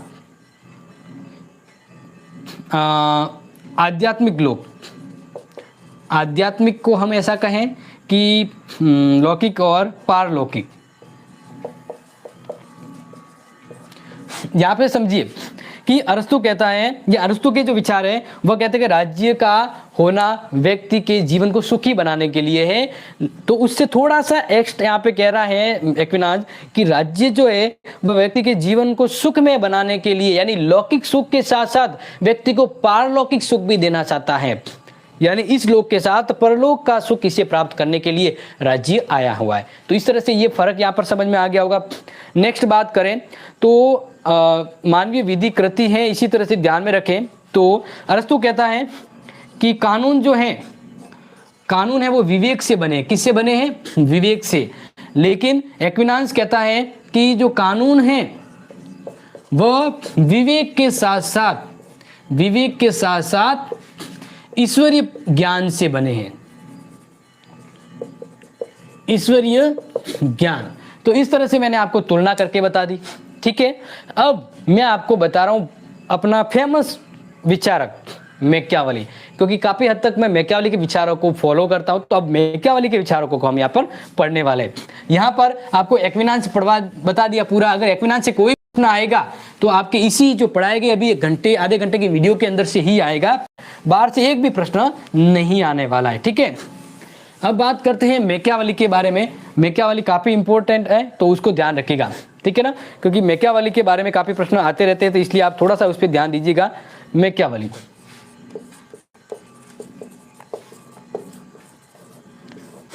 मैकियावेली के बारे में ध्यान दीजिएगा। मैकियावेली से संबंधित प्रश्न 4-5 प्रश्न आ सकते हैं कि मैकियावेली को पुनर्जागरण का अग्रदूत कहा जाता है, मैकियावेली के मानव संबंधी विचारों के बारे में बताइए, मैकियावेली के राज्य संबंधी विचारों के बारे में बताइए। तो इस तरह से अलग अलग 5 तरह के प्रश्न आ सकते हैं, ठीक है ना, 4-5 प्रकार के प्रश्न आ सकते हैं। लेकिन अब यहाँ पे मैं आपको वो उन्हीं प्रश्नों को सार करके बता रहा हूं, तो समझिएगा कि मैकियावेली जो है वह युग का शिशु है, यानी पुनर्जागरण का प्रतिनिधित्व क्यों।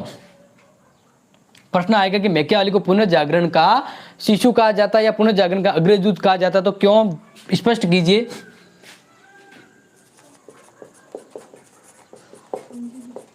अपने युग का शिशु भी कहा जाता है इसको, या पुनर्जागरण का प्रतिनिधि, पुनर्जागरण का प्रतिनिधि, ठीक है। तो ये पॉइंट आपको क्लियर कर रहा हूं, ध्यान रखिएगा। मैकियावेली अपने युग का शिशु है, ये भी माना जाता है इतिहास में, और पुनर्जागरण का प्रतिनिधि भी माना जाता है। तो प्रश्न आएगा कि सिद्ध कीजिए कि मैकियावेली अपने युग का प्रतिनिधि शिशु कहा जाता है, यानी मतलब उससे ज्यादा जुड़ा हुआ है, या ऐसा प्रश्न आएगा कि स्पष्ट कीजिए कि मैकियावेली अपने युग का प्रतिनिधित्व करता है, पुनर्जागरण का प्रतिनिधि है। तो अब नोट कर लीजिएगा, मैं ये प्रश्न इस तरह से आया तो उसके प्रश्न का उत्तर क्या देंगे, तो वो समझा रहा हूं। पहला, शक्तिशाली राजतंत्र की स्थापना।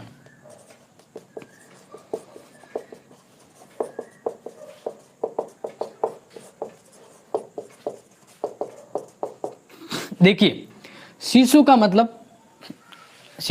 छोटा बच्चा। देखिए, छोटा बच्चा का तात्पर्य यहाँ पे मैकियावेली से ये है कि जब मैकियावेली जिस दौर में जन्म लिया, उस दौर की घटनाएं काफी बदलाव हुई, यानी प्राचीन परंपराएं रीतियां हैं वो समाप्त होकर नया पुनः उद्धार हो रहा था।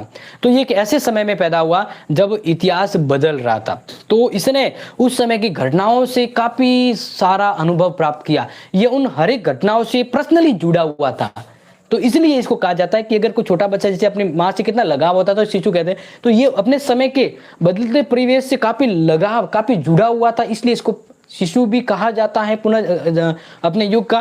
और साथ ही साथ ये पुनर्जागरण का प्रतिनिधि, क्योंकि अभी मैंने बताया कि ये एक इतिहास के बदलने के दौरान अपने उस समय पैदा हुए हैं, तो इसलिए यह बदलते समय को यानी पुनर्जागरण के प्रतिनिधि के तौर पे भी ये जाने जाते हैं। तो इस तरह से उस समय क्या था, जब इनका ये जो जीवन दौर था, उस समय काफी राज्यों में जो पोप की पहले राज था, पोप मतलब धर्म गुरु और सर्स का राज हुआ करता था, तो उसका समाप्त होकर विभिन्न अलग अलग राज्यों में राजा का शासन स्थापित हुआ था। किसका हुआ था? राजा का। जैसे इंग्लैंड में हेनरी 7, फ्रांस में लुई एकादश, चार्ल्स 8 और स्पेन में फर्डिनेंड। तो इसके दौर में विभिन्न अलग अलग राज्यों में सर्स की सत्ता का अंत होकर राजतंत्र कायम हुआ। तो इसने उस समय अपने बुक में भी यही कहा है कि सबसे बढ़िया शासन राजतंत्र है। तो इस तरह से ये अपने युग का प्रतिनिधित्व करता है। बात करें दूसरी, राष्ट्रीयता की भावना। राष्ट्रीयता की भावना, इसको डियर नोट कर लीजिएगा। राष्ट्रीयता की भावना के बारे में अगर प्रश्न मतलब ये आपको लिखना है तो समझना है कि जब फ्रांस की भांति शक्तिशाली राष्ट्र की अध्यक्षता में राष्ट्रों का एकीकरण चाहता था, यानी मैकियावेली ने अपनी रचना में भी यही जिक्र किया है कि एक राष्ट्र है वो राजतंत्र है, वो सर्वोच्च होता है। तो राजतंत्र में उनके लोग हैं वो राजा के प्रति जुड़े हुए होने चाहिए, लोगों का उस राज्य के प्रति सहयोग, समर्पण और राष्ट्रवादी भावना होनी चाहिए। 15 मिनट, ठीक है। तो इस तरह से अगर देखा जाए, राष्ट्रवाद का सिंपल मीन्स है, जैसा कि आपको पता होगा कि राज्य के अंदर रहने वाले लोगों के द्वारा अपने देश, अपने राष्ट्र के प्रति समर्पण भाव से, त्याग से जुड़ना, ये क्या कहलाता है? राष्ट्रवाद कहलाता है। तो मैकियावेली अपने देश से काफी लगाव था, अपने देश की भावनाओं विचारों से काफी जुड़ा हुआ था। तो इस तरह से हम कहें कि राष्ट्रीयता की भावना का जिक्र हुआ था। ठीक है, तीसरा पॉइंट नोट कर लीजिएगा, पुनर्जागरण। और ये तो हम यहाँ पे बात कर ही रहे हैं, ये तो यहाँ पर मैं आपको समझा ही रहा हूं कि मैकियावेली का जन्म बुद्धि के पुनरोदय के काल में हुआ था। इसने अपनी रचनाओं में भी काफी बार यही जिक्र किया है। राजनीतिक क्षेत्र में साम्यवाद का अंत होकर राष्ट्रीय राज्य की स्थापना हुई थी और उस दौरान इनका जन्म हुआ था। इस काल में व्यापार और छापखाने, कला या यातायात के साधनों का विकास हुआ था। नई चेतना, नए दृष्टिकोण और स्वतंत्रता की भावना का विकास हुआ था। तो इस तरह से अगर कहा जाए तो ये इसका जन्म उस समय हुआ जब इतिहास करवट ले रहा था और उस समय काफी चीजें बदल रही थी। यानी चर्च की जगह राजतंत्र की स्थापना हुई। हर जगह यही देखा गया कि जहां पर अधिनायक तंत्र था वहां पर राजतंत्र आया, स्वतंत्रता का विचार उद्भव हुआ, कला, संस्कृति और छापे खाने की स्थापना हुई। और इसने अपने ग्रंथों में इसका जिक्र किया और इसके दौर में जब छापे खाने की शुरुआत हुई तो इसी अपने विचार को बढ़ावा देने में योगदान हुआ। इनके विचार काफी हद तक काफी लोगों के अंतर्गत अपनाए गए। और जैसा कि अगर हम आपको ये समझा रहे हैं तो इससे आपको ये समझ में आना चाहिए कि ये उस दौर का शिशु कहा जाता है, क्योंकि ये उसी दौर से काफी लगाव था, जुड़ा हुआ था। और उस दौर में काफी इतिहास में काफी घटनाएं जब बदली तो उस दौर से इसके जीवन पर काफी प्रभाव पड़ा। तो इस तरह से हम कहें कि ये पुनर्जागरण के दौर में पैदा हुआ था। और उस दौर में सामंत व्यवस्था का अंत हुआ था। क्या हुआ था? सामंत व्यवस्था का अंत होकर राष्ट्र राज्य की स्थापना हुई थी। राष्ट्र राज्य की स्थापना हुई थी। तो ये पुनर्जागरण का समय था और पुनर्जागरण का प्रतिनिधित्व है वह उस समय के विद्वान के तौर पर अपने मैकियावेली ने किया था। ठीक है, नेक्स्ट बात करें 4 नंबर पॉइंट, जो आपके पॉइंट को महत्वपूर्ण क्लियर करेगा, धर्म एवं नैतिकता। वैसे आपको पता होगा कि अरस्तु ने सबसे पहले राजनीति में धर्म और नैतिकता को अलग किया है, या लेकिन मतलब नीति और राजनीति को अलग किया। धर्म के बारे में यहाँ पर इसने थोड़ा एडवांस काम किया है।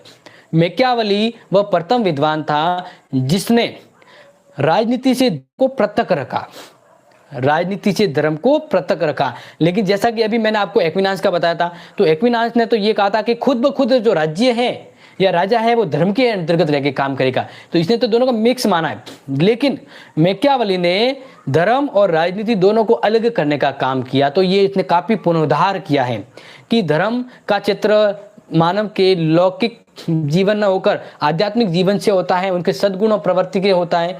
लेकिन बात कर राजनीति का संबंध व्यक्ति के राजनीतिक दृष्टिकोण, व्यवहारिक दृष्टिकोण या राजनीति संचालन से संबंधित होता है। तो इस तरह से मैकियावेली ने धर्म और राजनीति को पृथक करने का काम किया है। ठीक है, यहां से ये क्लियर हो गया। ये अगर प्रश्न आपके आ जाए तो आप सिंपल सा लिख सकते हैं। अब बात करते हैं चौथा मतलब 5वां पॉइंट जो इसका है, आप नोट कर लीजिए, मानवीय धारणा। मानवीय धारणा के बारे में ये थोड़ा सा एकांकीपन था, इन्हें एकांकी दृष्टिकोण अपनाया। इसने उस समय देखा कि मानव है वो बहुत ही स्वार्थी है या लालची है, ठीक है ना, मतलबी है और अपने मतलब के लिए वो कुछ भी कर सकता है। तो इस तरह से जब घटनाएं बदल रही थी उस घटना में उसने मानव को एक ही एकांक दृष्टिकोण के अंतर्गत देखा, यानी मानव का एक ही पक्ष देखकर इसने इसका वर्णन किया है। अब जो नेक्स्ट जो बड़ा प्रश्न आपके हैं वो मानव स्वभाव के बारे में। ये बड़ा प्रश्न मतलब आपके ये 7 नंबर के अंतर्गत आने की संभावना रहती है, तो वो मैं आपको समझा रहा हूँ। लेकिन उससे पहले इसके 2-3 जो बुक्स हैं उसके नाम आप नोट कर लीजिए, क्योंकि एग्जाम में ये पूछा जा सकता है कि इसकी 2-3 महत्वपूर्ण पुस्तक है जिसके बारे में आपको पता होना चाहिए। पहले तो मैं आपको बता दूं, इतिहास की 10 पुस्तकों की व्याख्या इसने अलग की है, लेकिन अपन कुछ एक पुस्तक को यहाँ पर लिखेंगे। तो सबसे इसकी वर्ल्ड फेमस पुस्तक है द प्रिंस। ये बहुत बार जिक्र हुआ है इसका। इसके अलावा दूसरी जो इसकी पुस्तक है जो आप ध्यान रखिएगा, डिस्कोर्सेज। क्या है? डिस्कोर्सेज।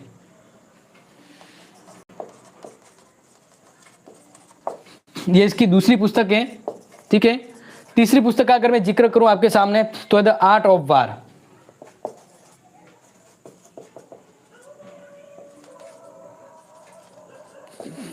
ठीक है। और चौथी पुस्तक जो मैकियावेली ने लिखी थी वो है फ्लोरेंस का इतिहास, हिस्ट्री ऑफ फ्लोरेंस, या फिर इसका हिंदी में नाम लिख देता हूं ताकि आपको, वैसे इन सभी को हिंदी समझा देता हूं, फ्लोरेंस का इतिहास, फ्लोरेंस का इतिहास। ठीक है, आगे देखिए, द प्रिंस तो आपको पता है प्रिंस ही इसका नाम है, लेकिन इसके अलावा डिस्कोर्सेज यानी शासन कला पर व्याख्या के संबंध में discourses. The art of war, art of war का यहाँ पे हिंदी वर्ड है युद्ध की कला, युद्ध की कला। तो इस तरह से यहाँ पर ये मैकियावेली की टॉप फेमस पुस्तक है, लेकिन सबसे ज्यादा इसकी फेमस पुस्तक है वो है द प्रिंस, द प्रिंस। ठीक है, अब बात करते हैं इनके नेक्स्ट विचारों के ऊपर। मानव स्वभाव संबंधी विचार।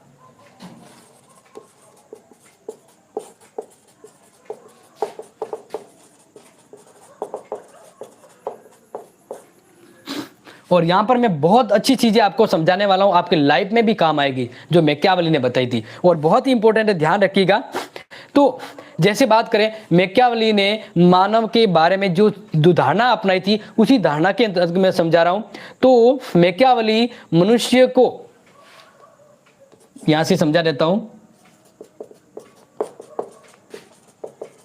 मानव स्वभाव को, मैकियावेली है वह मानव स्वभाव को स्वार्थी और घोर दान प्रवृत्ति का बताता है।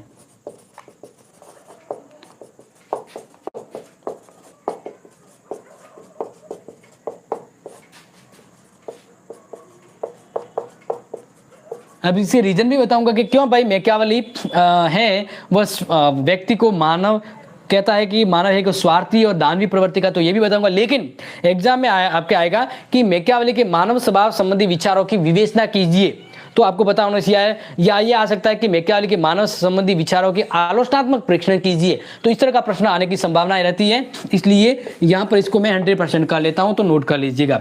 ठीक है, बात करते हैं कि इसने मानव के स्वभाव के बारे में इसका जो जिक्र किया गया है, वह इसने खुद अपनी जो पुस्तक है ना द प्रिंस, कौन सी पुस्तक है, द प्रिंस। ठीक है, तो प्रिंस के 17वें अध्याय में, कौन से अध्याय में इसका जिक्र किया है, 17वें अध्याय में किया, ये नोट कर लीजिएगा। इसने प्रिंस के 17वें अध्याय में मानव स्वभाव के बारे में अपने विचार दिए हैं, और यहां पर मैं सीधा सा हूबहू आपको बता देता हूं, तो समझिएगा कि सामान्य रूप से मनुष्य के बारे में कहा जाता है कि मनुष्य चंचल, कृतघ्न, झूठे, कायर और लोभी होते हैं। इसने अपने विचारों में जिक्र किया है कि मानव के बारे में, और क्या कहा है कि मानव चंचल होता है,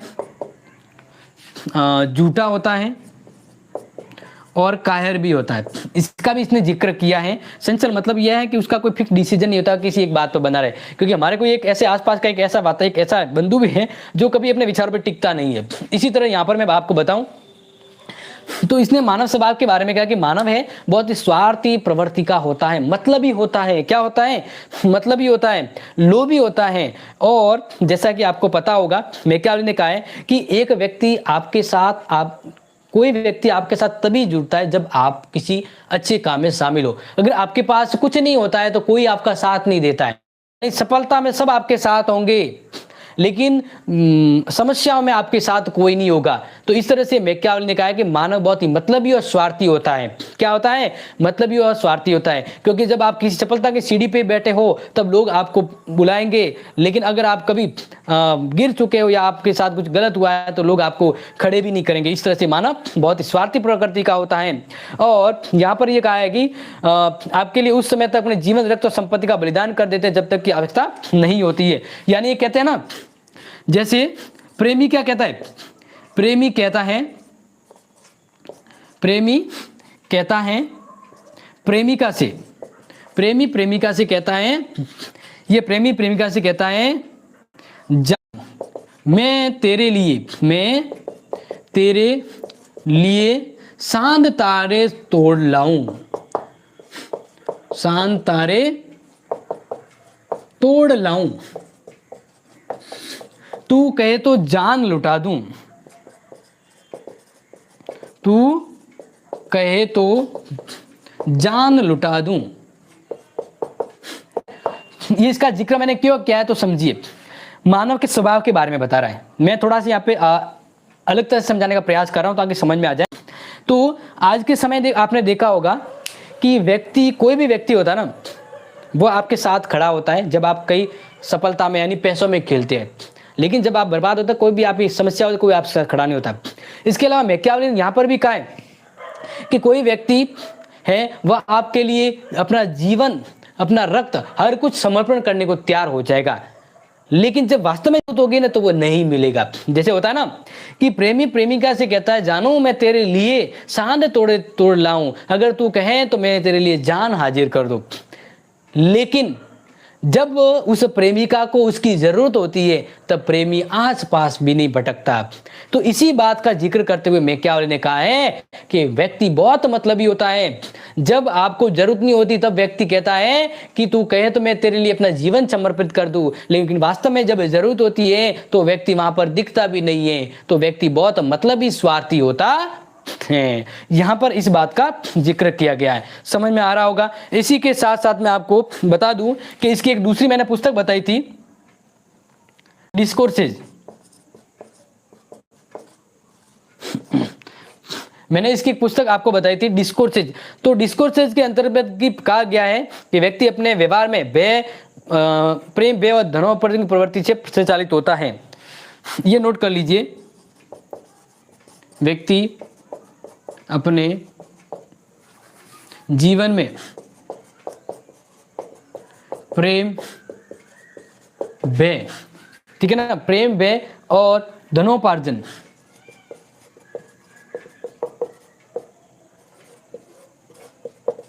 से संचालित होता है।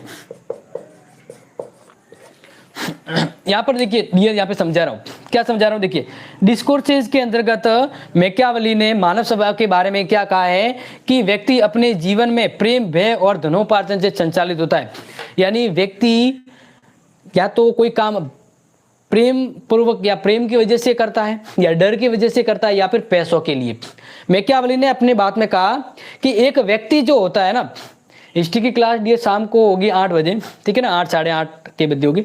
तो यहाँ पर आप समझिएगा कि मैकियावेली यहाँ पे कहता है कि एक जो व्यक्ति होता है, उस व्यक्ति की विशेषता बता रहा है कि मान लीजिए एक व्यक्ति है, ठीक है, यहाँ पर मैं आपको सिंपल से ऐसे बता देता हूँ। तो अगर जेड एक व्यक्ति है, इसने इस व्यक्ति के पिता को मार दिया, ठीक है, इसने इसके पिता को मार दिया और इसी व्यक्ति ने इसका पैसा लूट लिया।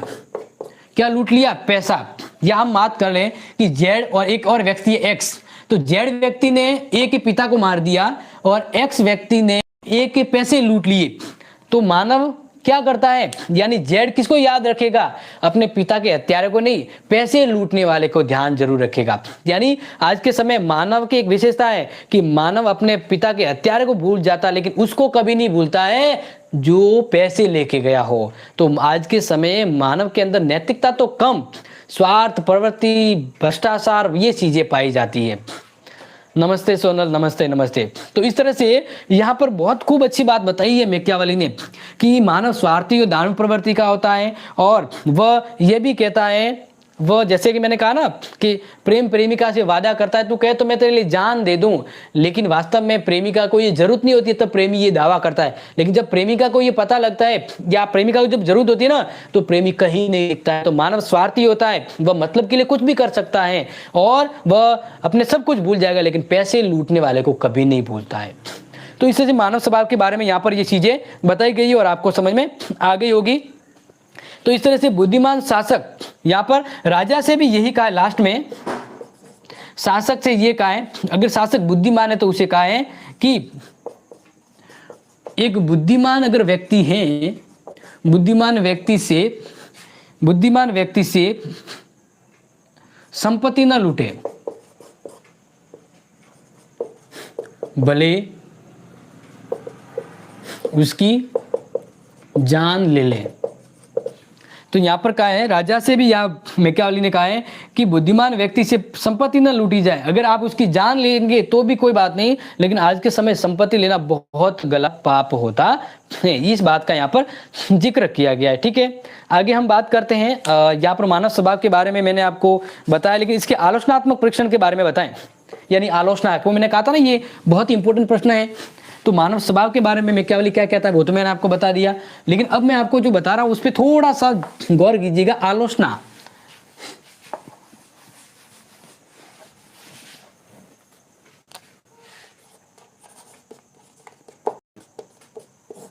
मानव स्वभाव के बारे में।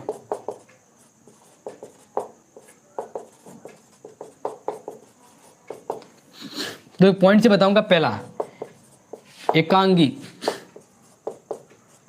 दृष्टिकोण। मैकियावेली है वो मानव स्वभाव के एक ही पक्ष पर ध्यान देता है। मानव स्वभाव के एक ही पक्ष पर ध्यान देता है कि उसने सिर्फ बुराइयां देखी है मानव की, जबकि मानव परोपकारी, नैतिक और धार्मिक चीजों को मानने वाला होता है। तो मानव के बारे में अगर बताए तो मानव पूरी तरह से लालची प्रकृति का ना होता है। मानव में दोनों तरह की खूबियां होती है, अच्छाई और बुराई, लेकिन मैकियावेली ने सिर्फ एक ही दृष्टिकोण पर देखा, एक ही पक्ष देखा है। इस तरह से यहाँ पर ये इसकी आलोचना बन जाती है। दूसरी बात करें तो मानव स्वभाव संबंधी मैकियावेली ने ये वहाँ की राजनीतिक परिस्थितियों के ऊपर व्यवहार को ध्यान में रखते हुए कहा है। तो इस तरह से मानव के जो विचार है, मैकियावेली के जो विचार है वह सार्वभौमिक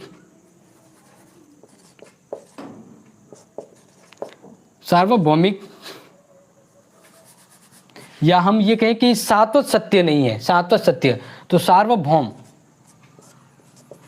यानी मानव के विचार को पूर्णतः सत्य नहीं माना जा सकता, क्योंकि इसमें काफी कमियां हैं। इसके अलावा मानव संबंधी जो विचार हैं वह इसके काफी सीमित हैं, सीमित एवं संकुचित है। क्या है? संकुचित, यानी नैरो माइंड है कि मानव के बारे में मैकियावेली छोटे सोच रखता है, क्योंकि मानव परोपकारी भी होता है, तो दयालु भी होता है, नैतिक भी होता है, स्वार्थी भी होता है, मतलबी भी होता है। लेकिन मैकियावेली ने मानव के बारे में अपनी सोच सीमित रख दी और पहले की धारणा अपनाई रखी हुई है, क्योंकि वो जिस समय था उस समय मानव है वो काफ़ी इस प्रकृति के पाए जाते हैं। लेकिन वास्तव में देखा जाए तो इन तत्वों का यहाँ पे अंडर एस्टिमेट किया है, तो आप इसकी आलोचना के तौर पे इसको याद रख सकते हैं। ठीक है, नेक्स्ट बात करते हैं जो आपके एग्जाम के अकॉर्डिंग आने वाला है उसके बारे में, मैकियावेली के। ठीक है,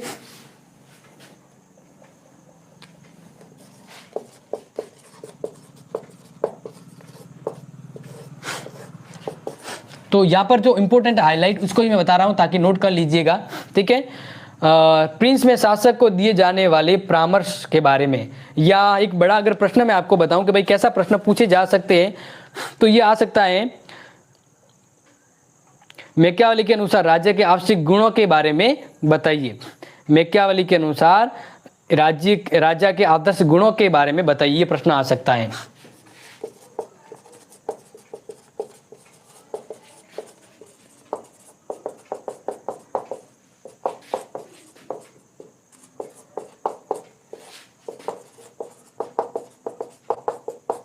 विशेषता बताइए। ठीक है, ये वाला प्रश्न आ सकता है।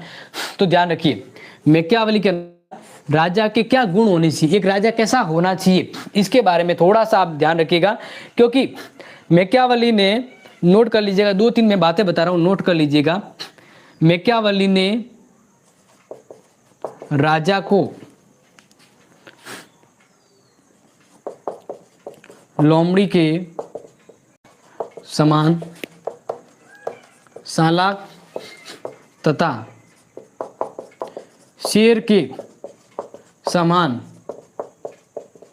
साहसी प्रवृत्ति अपनाने को कहा है।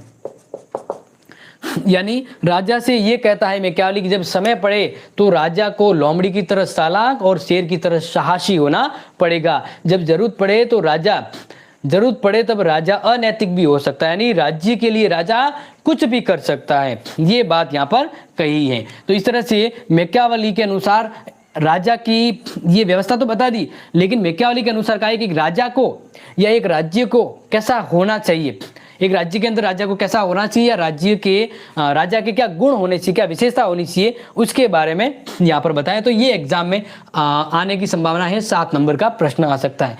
तो पहला जो, यानी एक और सिंपल बात बताऊं ना कि सफल शासक के क्या गुण है, ऐसा प्रश्न भी आ सकता है,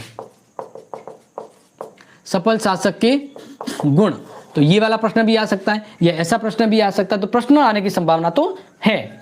तो यहां पर क्या है, अधिकाधिक शक्ति का अर्जन।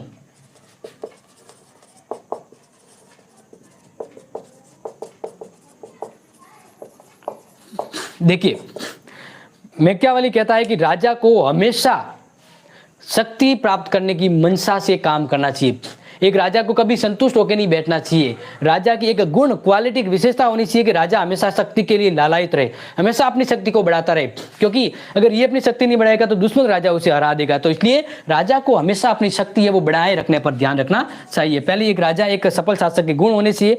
दूसरा, साम दाम दंड और भेद को अपनाना। साम दाम दंड भेद को अपनाना।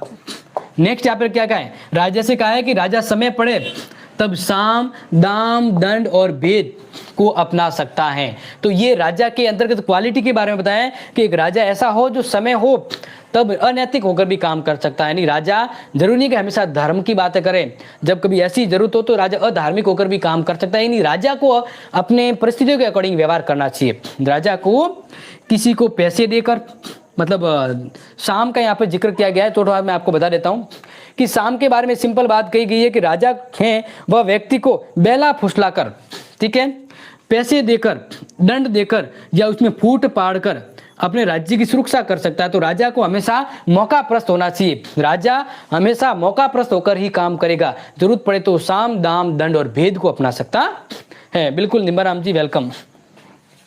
तो इस तरह से एक सफल शासक के गुण के बारे में मैकियावली बता रहा है। नेक्स्ट बात करें, सिंह और लोमड़ी के गुणों को धारण करना। सिंह एवं लोमड़ी के गुणों को धारण करना।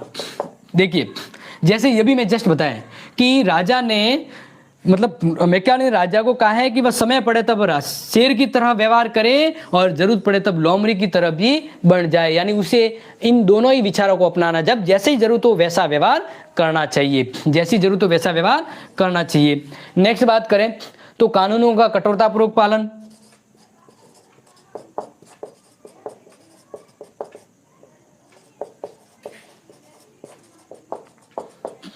यहां पर मैकियावली ने कहा है कि राजा को कानूनों की कठोरतापूर्वक पालन करवानी चाहिए, क्योंकि कानून ही है जो शासन व्यवस्था बनाए रखते हैं। तो राजा को ये पहले से क्लियर रखना चाहिए कि कानूनों के ऊपर कोई नहीं है, तो कानून की कठोरतापूर्वक पालन करें, क्योंकि कानून है वो सबके लिए समान है और कानून की व्यवस्था राज्य को सफल बना सकती है। आचरण व्ययुक्त हो लेकिन घृणित नहीं।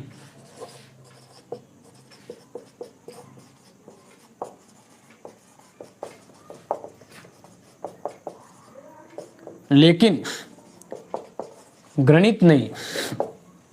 यहां पर देखिए डियर, मैकियावली ने कहा है कि राजा का आचरण डर के जैसा होना चाहिए। लोग राजा से डरें लेकिन घृणा न करें, नफरत न करें। तो राजा को ऐसा व्यवहार करना चाहिए कि लोग उसके आने से, उसके आहट से सहम जाए, डर जाए, अपने कार्यों को सही करे, लेकिन राजा से नफरत न करे।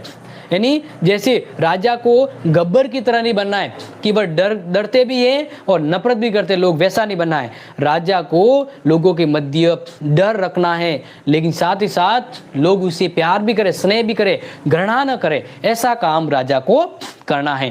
ये अपने गुण की व्यवस्था की बात करें, इसी तरह से मैं आपको समझा रहा हूं। इसके अलावा चापलूसों से दूर रहना।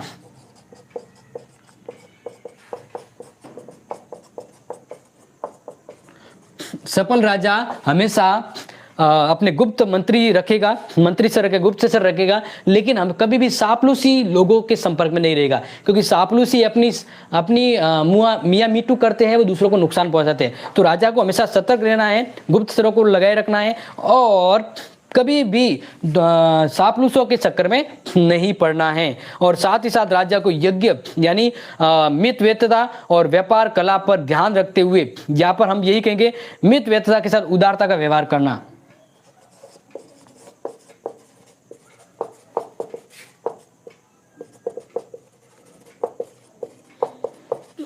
एक राजा अगर बेफिजूली पैसा उड़ाएगा तो उसकी परिस्थितियां खराब हो सकती है।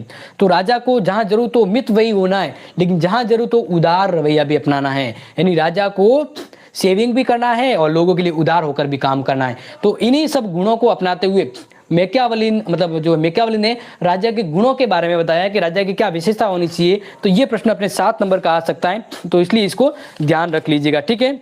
नेक्स्ट हम जब आगे बढ़े तो आपको बता देते हैं कि मैकियावली ने राज्य की उत्पत्ति के बारे में क्या कहा है। शॉर्ट और सिंपल में एक लाइन में आपको बताऊंगा।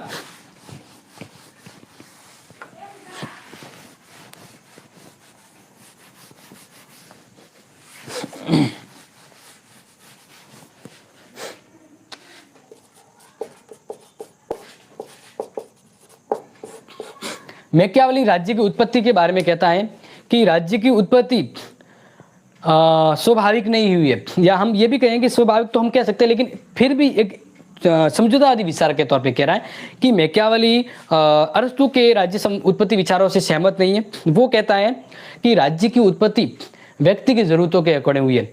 व्यक्ति लालची, शोर, कपटी और मतलबी हुआ करता था, लोभी हुआ करता था, तो इस तरह से एक असुरक्षित माहौल था, कोई भी मार सकता था, झंडे झगड़े दंगे होते थे। तो इस तरह से इस व्यवस्थाओं से परिवार और संपत्ति की सुरक्षा के लिए लोगों ने मिलकर एक समझौते के तहत व्यवस्था की, और ये समझौते की व्यवस्था के तहत एक राज्य को स्थापित किया। तो राज्य की व्यवस्था लोगों के संरक्षण और सुविधा के लिए हुई है। तो इस आधार पर राज्य की उत्पत्ति के बारे में मैकियावेली कहता है। ठीक है, लेकिन आपको सीधा सा मैं ले चलता हूं आगे आने वाले टॉपिक पर कि राजनीतिक चिंतक में मैकियावेली, या हम ये कहें कि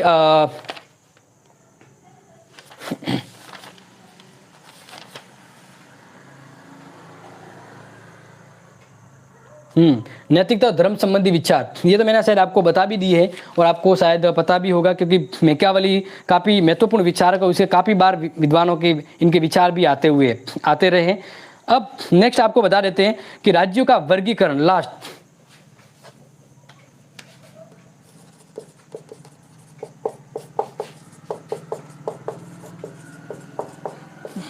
मैकियावेली ने राज्यों का वर्गीकरण किया है, इसको मैं आपको समझा देता हूं। तो मैकियावेली ने अपनी जो पुस्तक, जैसे आपको पता है इसकी फेमस पुस्तक कौन सी थी, द प्रिंस थी, तो इसके अंतर्गत राज्यों के वर्गीकरण के बारे में बताया। जैसे कि मैंने आपको बताया था कि अरस्तु ने, एक्विनास ने राज्यों के वर्गीकरण के बारे में बताया, इसी तरह मैकियावेली ने भी राज्यों के वर्गीकरण के बारे में बताया है। तो यहाँ पर मैं आपको बताऊंगा कि मैकियावेली है वह इटली का निवासी था, तो इसलिए मैकियावेली राजतंत्र को ही सर्वश्रेष्ठ शासन मानता। सबसे पहले तो समझ लीजिए कि सर्वश्रेष्ठ शासन कौन सा है।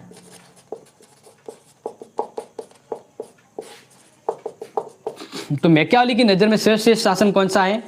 राजतंत्र है। कौन सा है?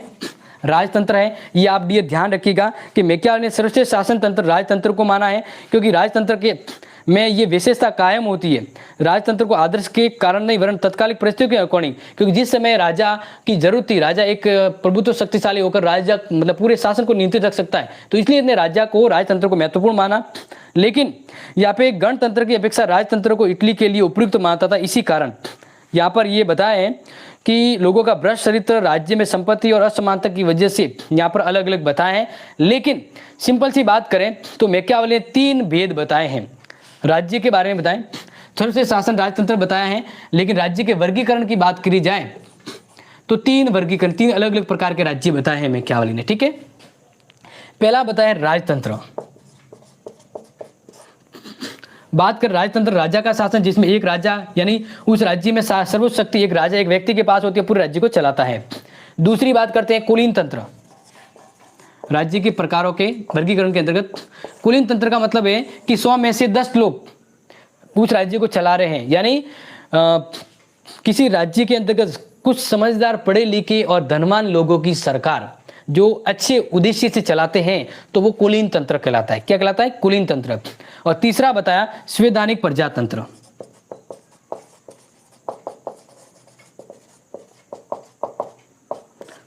संवैधानिक प्रजातंत्र। तो इस तरह से मैकियावेली ने 3 प्रकार के राज्यों के बारे में बताया, राजतंत्र, कुलीन तंत्र और संवैधानिक तंत्र। संवैधानिक तंत्र यानी संविधान के द्वारा, जैसे भारत का जो संविधान है, तो संविधान के द्वारा नियमित लिखित रूप में एक व्यवस्था जिसमें प्रजा का शासन हो, यानी प्रजा के द्वारा उस राज्य को चलाया जा रहा हो। जैसे वर्तमान में बात करें अपना, वर्तमान में संवैधानिक प्रजातंत्र ही है, तो ये भारतीय व्यवस्था का जिक्र भी यहाँ पर इसमें आ सकता है। तो इस तरह से यहाँ पर ये जो बताए हैं वो तीनों ही क्या कहेंगे इसको, अच्छे रूप है। क्या कहेंगे? अच्छे रूप है। ठीक है, ये नोट कर लीजिएगा कि मैकियावेली ने राज्य का वर्गीकरण किया है। तो अच्छे रूप के बारे में क्या बताएं कि कुलीन तंत्र, राजतंत्र और संवैधानिक तंत्र। लेकिन विकृत रूप कौन से, विकृत कैटेगरी के कौन से राज्य होते हैं? विकृत रूप। तो यहां पर भी मैं आपको 3 बताऊंगा कि मैकियावेली ने 3 ऐसे राज्यों का जिक्र किया जो भ्रष्ट प्रकृति के होते, विकृत प्रकृति के होते। तो इसमें है तानाशाही। देखो, एक राज्य में राजा सबकी भलाई के लिए काम करता तो राजतंत्र हो गया, लेकिन राजा अगर मनमानी से काम करे तो वो तानाशाही होगा। यानी अच्छा रूप तो राजतंत्र एक व्यक्ति का और बुरा रूप तानाशाही तंत्र। दूसरा है धनिक तंत्र। अगर कुछ समझदार पढ़े लिखे लोग हैं, वह देश के हित के लिए काम करते हैं, पैसों वाले लोग, तो वो तो कुलीन तंत्र हो गया, अच्छा रूप। लेकिन कुछ समझदार लोग लेकिन लालची, मतलबी और स्वार्थ प्रवृत्ति के लोग हैं, पैसे वाले, और अपने पैसों के यानी पैसे से पैसे बनाने की बात करते हैं, तो वो कौन सी व्यवस्था होगी? धनिक तंत्र हो गया। कौन सा हो गया? धनिक तंत्र हो गया। ठीक है, लास्ट बात करें कि ये तो कुछ लोगों की सरकार अच्छी तो होगी कुलीन तंत्र और खराब होगी धनिक तंत्र। लेकिन नेक्स्ट बात करें सुंदर, हाँ, आज डियर अपनी क्लास है वो 6, 15 या 20 से शुरू की थी और अभी क्लास पूरी होने वाली है। तो आप एक्चुअली आज थोड़ा क्लास को मैंने समय से पहले रखा था और ये आप अभी लेट आए हैं, तो आप ऐसा कीजिएगा कि ये क्लास अभी तो ऐड हो जाएगी, लेकिन जो आपका टॉपिक बच गया है वो देख लीजिएगा, क्योंकि आज अपनी 20 नंबर की क्लास थी। टोटल कितना नंबर की क्लास थी? 20। अपना यूनिट 2 अभी पूरा होने वाला है।